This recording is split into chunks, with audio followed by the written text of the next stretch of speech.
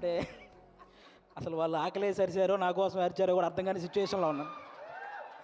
First time mic మన దాకా రావడం అంటే ఆల్మోస్ట్ తిరుపతి వెంకటేశ్వర స్వామిని చూసినంత ఆనందంగా ఉంది నాకు. సీరియస్, నేను జబర్దస్త్ స్టేజ్ మీదకి రావడానికి కూడా చాలా తక్కువ టైం పట్టింది, కానీ ఈరోజు ఈ స్టేజ్ మీదకి రావడానికి నిజంగా చాలా ఎక్కువ టైం పట్టింది. ఒక టైంలో ఇలా అందరూ మాట్లాడుకుంటూ పోతే ఆగస్టు 9th వచ్చేస్తుందేమో అని సందేహం కూడా వచ్చింది. చిన్న సందేహం కూడా వచ్చింది నాకు నిజంగా. అసలు బేసిక్గా ఈ ఈవెంట్కి నేను ఇంకా కొంచెం ముందే రావాలి. దారిలోనే ఈ ఈవెంట్ చూసుకుంటూ వస్తున్నా, ఈలోపు వాడెవడో సుమగారికి లవ్ యూ చెప్పాడు. మాదాపూర్ వెళ్ళాల్సిన వాడిని అటు మణికొండ వెళ్ళి తిరిగి మళ్ళీ రివర్స్ అయ్యి వచ్చారు. ఎందుకంటే రాజీవ్ కనకాల గారే ధైర్యం చేయరు సుమగారికి చెప్పడానికి, అలాంటిది అతను ధైర్యం చేశాడు. అది సీరియస్గా సాహసం అనే చెప్పాలి అది. ఓకే, ఈ సినిమా నువ్వా వద్దు చాలు, మళ్ళీ చెప్తావేంటి? ఓకే, ఈ సినిమాలో నేను చేయలేదు. ఈరోజు ఈ ఫంక్షన్కి రావడానికి ఒకే ఒక్క రీజన్, మా నాగబాబు గారి అమ్మాయి ప్రొడ్యూస్ చేసింది కాబట్టి ఈరోజు ఇక్కడికి రావడం జరిగింది అంతే. అంటే ఆయన తన తమ్ముడు కళ్యాణ్ గారి గురించి తప్ప తన గురించి ఏమాత్రం ఆలోచించుకోకుండా నిస్వార్థంగా పనిచేసి తన తమ్ముడు సక్సెస్లో ఆయన కూడా భాగమైన మా నాగబాబు గారు అమ్మాయి ప్రొడ్యూసర్గా చేశారు కాబట్టే ఈరోజు ఇక్కడికి రావడం జరిగింది. అంటే మెగా ఫ్యామిలీ అనగానే వాళ్ళని చూస్తే చాలు అనే ఫీల్ ఉన్న మాలాంటి చిన్న చిన్న ఆర్టిస్టులకి నాగబాబు గారు మా అమ్మలందరినీ దగ్గర కూర్చోబెట్టుకొని ఆయన చేతులతో అన్నం కలిపి తినిపించిన రోజులు ఉన్నాయి. అలాంటి మా నాగబాబు గారు అమ్మాయి ప్రొడ్యూసర్గా చేసింది కాబట్టి ఈరోజు ఇక్కడికి రావడం జరిగింది. వాళ్ళ అన్నదమ్ముల గురించి ఎవరైనా తప్పుగా మాట్లాడితే ఆయన అడ్డుగా నిలబడి నన్నేమైనా అనండి కానీ నా అన్నదమ్ముల జోలికి మాత్రం రావద్దని ఒక గోడలాగా నిలబడి ఎప్పుడు వాళ్ళని కాపాడుకుంటూ వస్తున్న మా నాగబాబు గారు అమ్మాయి ప్రొడ్యూసర్గా చేసింది కాబట్టే ఈరోజు ఇక్కడికి రావడం జరిగింది. అంటే ఎప్పుడు అన్నయ్య మంచితనం, తమ్ముడు మంచితనం ఇవే మాట్లాడుకుంటూ ఉంటాం, కానీ వాళ్ళని మాకు ఇంత దగ్గరగా చేసిన మా నాగబాబు గారి మంచితనం కూడా మీ అందరికీ తెలియాలి, అందుకే ఈరోజు ఇది చెప్తున్నాను అనమాట.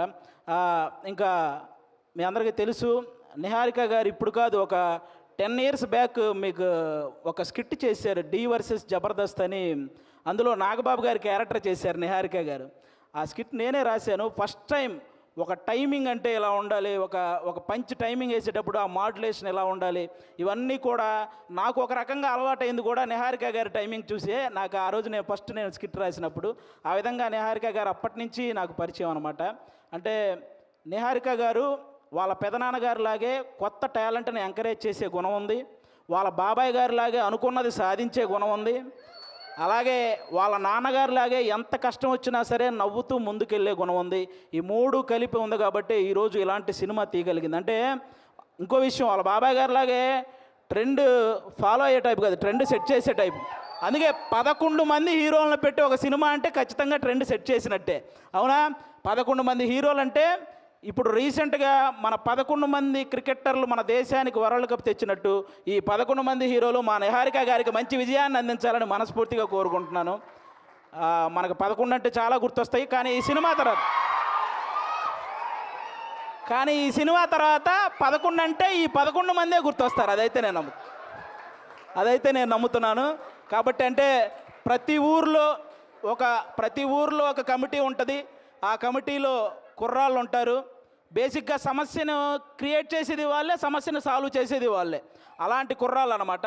అలా ప్రతి ఊర్లో ఉంటారు కాబట్టి ఈ కమిటీ కుర్రాళ్ళంతా మీరంతా ఒక్కసారి మీ ఊరోళ్ళందరికీ కూడా ఈ కమిటీ కుర్రాళ్ళు సినిమా చూపించాలని మనస్ఫూర్తిగా కోరుకుంటున్నాను. ఎందుకంటే ట్రైలర్ చూస్తే అర్థమవుతుంది, మీరందరూ ఈ సినిమా చూసినప్పుడు మేము కూడా ఇలా చేసేవాళ్ళం కదా అని గుర్తు చేసే క్యారెక్టర్లు ఉన్నాయి, మేము ఇలా ఎందుకు చేసాం అని ఆలోచింపజేసే క్యారెక్టర్లు ఉన్నాయి, ఇక నుంచి ఇలా చేద్దాం అని అనుసరించే క్యారెక్టర్లు కూడా ఉన్నాయి అనిపిస్తుంది ఈ సినిమాలో. కాబట్టి మీరందరూ కూడా ఈ కమిటీ కుర్రాళ్ళ సినిమా, మీ ఊర్లో ఉన్న కమిటీ కుర్రాళ్ళందరూ ప్రతి ఊరు వాళ్ళని తీసుకెళ్ళి ఈ సినిమా చూడాలని మనస్ఫూర్తిగా కోరుకుంటున్నాను. అలాగే ఈరోజు ఇక్కడికి ఈ సినిమాని ఆశీర్వదించడానికి వచ్చిన మన ముగ్గురు గెస్ట్ల హీరోలు, అంటే వాళ్ళు కథ నేను సెలెక్ట్ చేసుకోవటం కాదు, కథ నన్ను సెలెక్ట్ చేసుకోవాలి అని ఫీల్ అయ్యే 3 గెస్టులు ఇక్కడ ఉన్నారు మనకి. వాళ్ళ 3 వైవిధ్యమైన సినిమాలు చేస్తూ వస్తున్నారు. ఇక్కడ అడవిశేష్ గారు అయితే మామూలుగా ఎవరైనా సీట్లో కూర్చొని చూసే సినిమాలు ఈయన సీట్ ఎడ్జ్లో కూర్చొని చూసే సినిమాలు చేస్తుంటాడు. అంటే మొత్తం అన్ని ట్విస్టులు ఉంటాయి ఆయన ఏ సినిమా చేసినా. ఆయన ఇండస్ట్రీకి వచ్చినప్పుడు కొత్తలో ఆయన నేర్చుకుంది ఏంటంటే నా బాడీ లాంగ్వేజ్ ఎలాంటి సినిమాలు చేయకూడదో తెలుసుకున్నాడు ఫస్ట్ ఆయన. ఆ తర్వాత ఆయన చేసిన సినిమాలన్నీ ఎలాంటి ట్రెండ్ సృష్టించాయో మీ అందరికీ తెలుసు. అక్షాణం కానీ, గూఢాచారి, ఎవరు, మేజర్, ఇలా చెప్పుకుంటూ పోతే అన్ని అంటే ఆయన సినిమాలకు ఒక సపరేట్ ఫ్యాన్ బేస్ ఉంది. ఇంకా మా సాయి ధర్మ తేజ్ గారు మామూలుగా ఎవరైనా పేరులో ఇంటి పేరు పెట్టుకుంటారు, కొంతమంది క్యాస్ట్ పేరు పెట్టుకుంటారు, కొంతమంది నాన్నగారి పేరు పెట్టుకుంటారు. కానీ ఫస్ట్ టైం పేరులో అమ్మగారి పేరు పెట్టుకొని ప్రతి ఒక్కరూ వాళ్ళ అమ్మని అంతలా గౌరవించాలి అని మనందరికీ ఒక సంకేతాన్ని ఇచ్చినటువంటి హీరో మన సాయి ధర్మ తేజ్ గారు.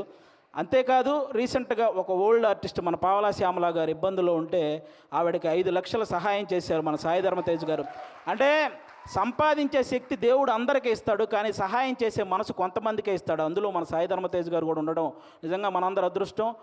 అంతేకాకుండా రీసెంట్గానే అంటే తండ్రికి కూతురికి కూడా తప్పుడు సంకేతాలు చూపిస్తూ చేసిన ఒక వీడియో మీద మొట్టమొదట స్పందించిన హీరో మన సాయి ధర్మ తేజ్. ఈరోజు సోషల్ మీడియాలో ఈ అమ్మల్ని తిట్టేవాళ్ళు, అక్కల్ని తిట్టేవాళ్ళు తగ్గుతూ వస్తున్నారంటే దానికి రీజన్ మన సాయి ధర్మ తేజ్ గారు తీసుకున్న ఆ రోజు డెసిషన్ అనమాట. అలా ఆ సాయి ధర్మ తేజ్ గారు కానీ ఇంకా మా వరుణ్ తేజ్ గారు, మా నాగబాబు గారు అబ్బాయి. అంటే నేను తొలి ప్రేమ సినిమా ఫస్ట్ నాకు తొలి ప్రేమ సినిమా ద్వారానే సినిమాల్లో ఒక సక్సెస్ వచ్చింది. అది తీసిన డైరెక్టర్ కూడా ఇక్కడే ఉన్నారు, వెంకీ అట్లూరి గారు. అంటే ఆయన కూడా మెగా ఫ్యామిలీ నుంచి వచ్చిన ఒక హీరో అన్న గర్వం ఎక్కడా ఉండదు మా వరుణ్ తేజ్ గారికి. చిరంజీవి గారు లాగే వైవిధ్యమైన కథలను ఎంచుకుంటూ వెళ్తుంటారు. అంటే అప్పట్లో చిరంజీవి గారు రుద్రవీణ చేశారు, గ్యాంగ్ లీడర్ లాంటి సినిమా చేశారు, అలాగే చంటబ్బాయి లాంటి కామెడీ సినిమా చేశారు, ఆపద్ బాంధవ్ లాంటి ఒక ప్రయోగమైన సినిమా చేశారు. అలాగే మా వరుణ్ తేజ్ గారు కూడా తొలి ప్రేమ లాంటి లవర్ బాయ్ క్యారెక్టర్ చేశారు, ఫిదా లాంటి పక్కింటబ్బాయి లాంటి క్యారెక్టర్ చేశారు, అంతరిక్షం లాంటి ప్రయోగం చేశారు, గద్దలకొండ గణేష్ లాంటి మాసు చేశారు, F2 లాంటి ఫన్. అంటే ఒక డైరెక్టర్కి ఛాలెంజ్, నేను ఏదైనా చేయగలను, మీరు ఎలాంటి సబ్జెక్ట్తో వచ్చినా చేయగలను అనే హీరోగా మా వరుణ్ తేజ్ గారు తయారవుతున్నారు. కాబట్టి ఇలాంటి గెస్టులు ఈరోజు మన దగ్గరికి రావడం నిజంగా మీ సినిమాకి, అలాగే ముఖ్యంగా ఇక్కడ ఈరోజు ఎవరైతే కుర్రాళ్ళు ఉన్నారో మొత్తం, నేను బేసిక్గా ఇక్కడ ఎవరో కొత్త కుర్రాళ్ళు అన్నారు, కానీ వాళ్ళు స్టేజ్ మీద మాట్లాడింది, ట్రైలర్లో చేసింది చూస్తే ఈ ముందున్న వాళ్ళందరూ కొత్త కుర్రాళ్ళు అనిపించింది నాకు. అలా మాట్లాడుతున్నారనమాట. కానీ అస్సలు సినిమా ఎక్స్పీరియన్స్ లేని ఈ టాలెంటెడ్ కుర్రాళ్ళకి సినిమా మాత్రమే ఎక్స్పీరియన్స్ ఉన్న సాయి కుమార్ గారితో కలిసి చేయటం మీ అందరి అదృష్టం నిజంగా. కాబట్టి మీ అందరికీ once again all the best. August 9 తర్వాత ఖచ్చితంగా ఈ సినిమాకి సక్సెస్ మీట్ ఉంటుందని నేను మనస్ఫూర్తిగా కోరుకుంటున్నాను.